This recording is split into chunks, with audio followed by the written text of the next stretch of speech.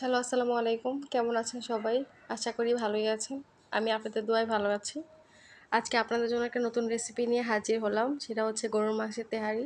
তেহারি কম বেশি সবাই পছন্দ করে। আপনাদের জন্য আজকে রেসিপিটা শেয়ার করলাম।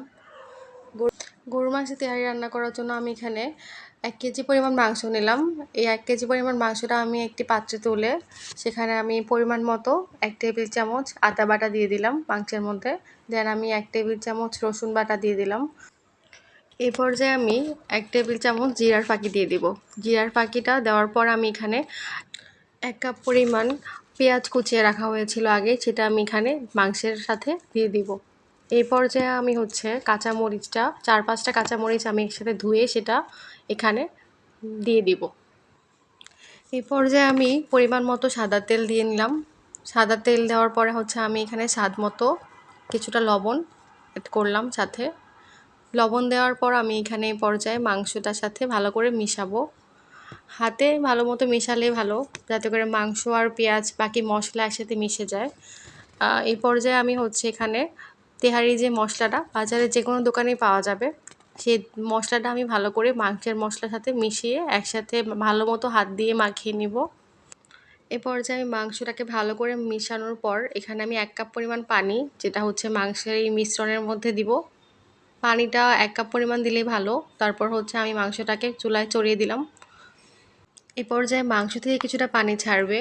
সেই পানি আর আমার মাংসটা আস্তে আস্তে সিদ্ধ হয়ে যাচ্ছে এখানে। মাংসটাকে আমি চুলায় চাপিয়ে দিয়ে এই পর্যায়ে আমি পোলাওয়ের চালগুলোকে ধোয়ার জন্য একটা পাত্রে নিয়ে নিলাম। সেখানে আমি পোলাওর চালগুলোকে ভালো মতো ধুয়ে নিলাম। ধুয়ে চালগুলোকে কিছুক্ষণের জন্য শুকানোর জন্য রেখে দিলাম।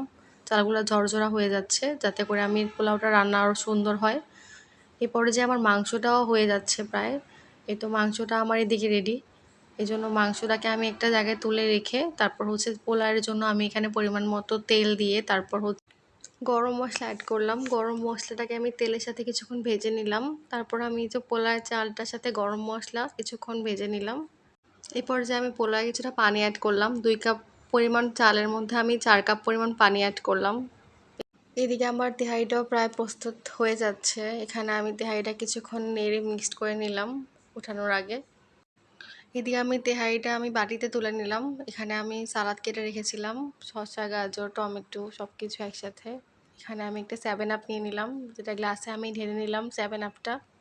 7 আপ আমার বরাবরই পছন্দ। আমার আরেকটা পছন্দের মধ্যে বুরহানি। বুরহানি আমার খেতে খুব ভালো লাগে। কার কার ভালো লাগে অবশ্যই জানাবেন।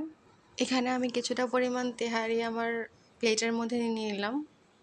এখানে আমি আমার প্লেটের মধ্যে তেহারি নেওয়ার পরে কিছুটা সালাদ, গাজর, টমেটো, শসা, লেবু সব কিছু নিয়ে নিলাম। একটা কাঁচামরিচও নিয়ে নিলাম।